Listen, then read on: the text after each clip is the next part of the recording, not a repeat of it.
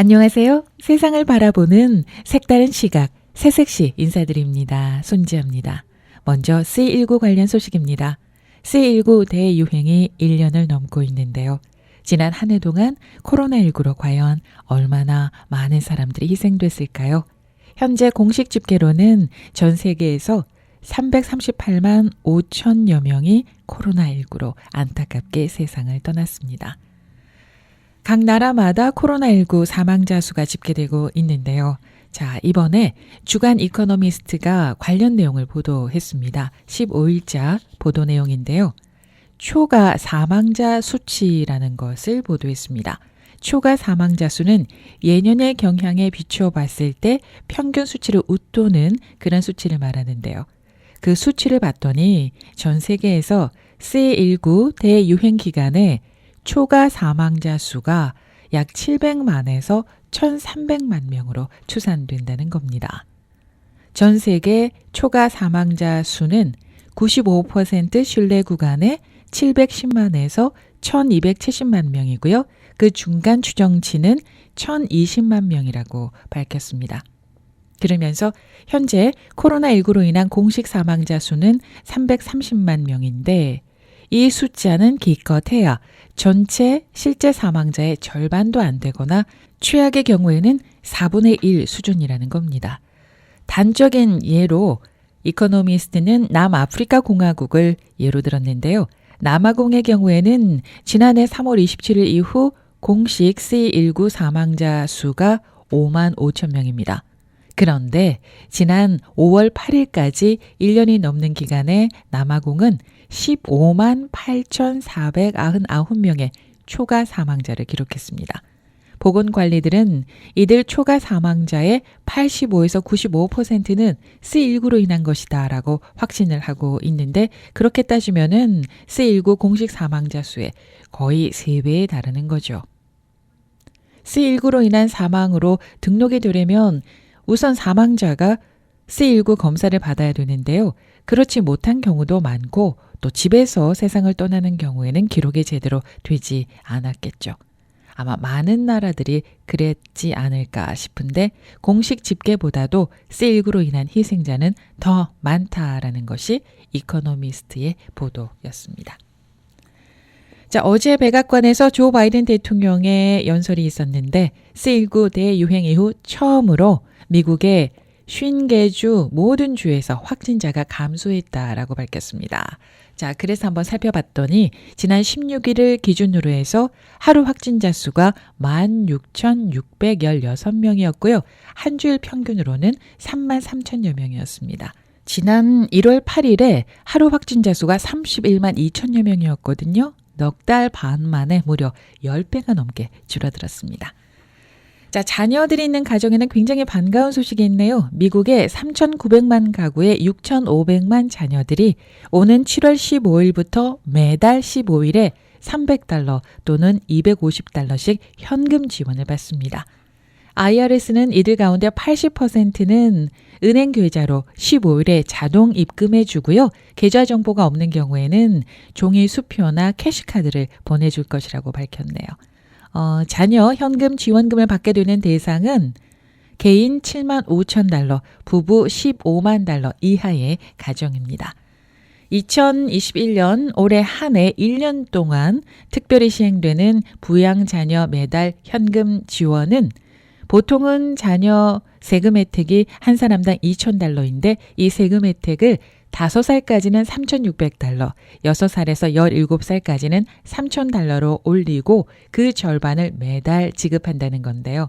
그래서 $3,600 또는 $3,000를 둘로 나눈 금액을 7월부터 12월까지 6달 동안 매달 $300 또는 $250씩 지급을 하고 나머지 절반 $1,800 또는 $1,500는 내년에 4월 15일 세금 보고 때 한꺼번에 환급받게 된다고 합니다. 한 가정에 만약에 5살, 13살짜리 두 자녀가 있다면 매달 $550씩 15일에 부모님 계좌로 입금이 된다는 거죠. 원래 이 조 바이든 대통령은 올해 한해서 특별히 이 차일드 텍스 크레딧을 주는 게 아니고 2025년까지 4년 더 연장 시행하자 이렇게 제안을 했는데 아마도 8월 안에 그게 시행이 될지 시행이 되지 못할지 결정이 될 듯합니다. 자, 조 바이든 대통령이 처음으로 아스트라제네카 6천만 도스, 파이자와 모더나, 존슨앤존슨 2천만 도스를 추가해서 모두 8천만 도스를 외국에 제공하겠다라고 밝혔습니다. 만약에 미국이 8천만 도스의 백신을 외국에 보내게 되면 중국, 러시아 등의 1,500만 도스에 비해서 무려 5배나 많은 양을 세계와 나누는 것이다. 이렇게 조 바이든 대통령이 강조했네요. LA 지역 소식입니다. LA 비즈니스 저널이 최근에 여행업, 숙박업 등에서 경제가 좀 살아날 그런 기미가 보인다. 이렇게 보도했습니다. 예를 들면은요, LA 근처 산타모니카에 서프시티 투어라는 관광회사가 있는데 이 회사는 관광객들을 차에 태우고 LA를 돌면서 가이드를 해주는 것이 주요 관광 상품 가운데 하나였다고 합니다. 지난 여름에 예약하는 사람이 거의 없었다고요. 당연히 그렇겠죠. 자, 그런데 이제는 한 번에 차량 안에 13명씩 태우고요. 헐리우드 사인 또 말리부 바닷가를 운행하는 스케줄을 하루에 2번씩 할 수 있을 정도로 예약자가 늘었다고 합니다. 정말 다행이네요. 자, LA 지역의 숙박업계도 상황이 좋아지고 있는데요. LA Tourism and Convention 보드 통계자료에 따르면은 지난 1월에 LA 지역의 호텔 객실 점유율이 43%였는데 지난달 4월에는 63%로 석 달 만에 20%가 올랐습니다. LA 국제공항을 통한 여행객들의 숫자도 크게 늘어났습니다. 공항에서 교통편을 제공하는 업체들을 살펴보면 지난 2월에 비해서 3월에 무려 65%가 증가했다고 하네요. 310만여 명이 이용을 했다고 합니다. 자, LA 지역의 숙박업계, 여행업계는 팬데믹 이전인 1919년 1년 동안에 약 5,100여만 명이 LA 카운티를 찾았는데 지난해에는 거의 절반으로 줄어서 2,700만 명이 LA 카운티를 찾았고요. 그러면서 수익도 250억 달러에서 절반보다 더 줄어든 100억 달러로 감소했습니다. 그리고 당연히 일자리를 잃은 사람 3분의 1이 일자리를 잃었다고 하는데 이번 여름을 계기로 해서 팬데믹 이전으로 돌아가는 확실한 계기가 될 수 있었으면 좋겠습니다. 자, 다음은 백신 접종률 관련 소식입니다. 5월 16일 현재 미국의 백신 접종률은 1, 2차 모두 접종한 사람은 37.6%, 1차 접종자는 48%입니다. 아직 절반에도 미치지 못하고 있죠. 자, 그런데 고무적인 건 미국에서 65살 이상의 고령층의 70%는 코로나19 백신을 완전히 접종을 마쳤다고 합니다. 자, 그래서 오는 7월 4일까지 성인 70%에게 백신을 투여할 것이라는 조 바이든 행정부의 목표를 어느 정도는 달성할 것으로 예상이 되고 있고요. 캘리포니아주는 1차 접종자는 53.1%, 1, 2차 모두 접종한 사람은 38.4%입니다. 자, 그런데 최근에 백신 접종자 수가 좀 주춤하고 있습니다. 그랬더니 롱비치시가 코로나19 백신 접종 독려를 위해서 상품을 내걸었네요. 일단 롱비치시는 지난주에 코로나19 백신 첫 접종한 주민들을 대상으로 추첨을 통해서 아쿠아리움 오브 퍼시픽 입장권 티켓 2장을 선물로 줬는데 이번에는 유명 게임기죠. 닌텐도 스위치와 또 지역 호텔 2박 숙박권을 선물로 내걸었다고 합니다. 당첨 여부는 전화나 이메일로 통보를 받는다고 했는데 앞으로도 이 선물을 주는 프로그램을 계속해서 시행할 계획이라고 하네요. 그리고 캘리포니아주에서는 지난 13일부터 12살에서 15살까지의 청소년들에게도 백신 접종을 승인했는데요. 그렇게 되면서 이제 캘리포니아주에서는 12살 이상이면 누구나 백신을 접종할 수 있습니다. 자, 그래서 LA 통합교육부가 어린 청소년들의 백신 접종률을 높이기 위해서 오는 24일부터 약 2주 동안 250개의 학교를 방문하는 모빌 백신 접종 장소를 마련할 계획이라고 합니다.